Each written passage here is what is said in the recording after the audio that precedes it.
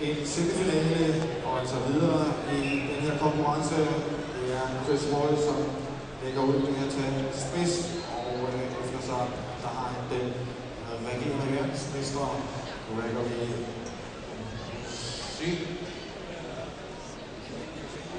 fra Frankrig. Og det var tæt i de første afdelinger, og det er altså 2 afdelinger hver.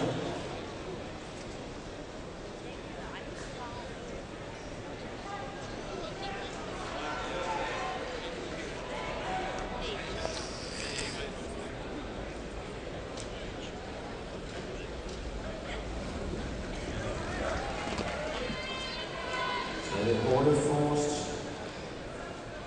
Det er der rimer.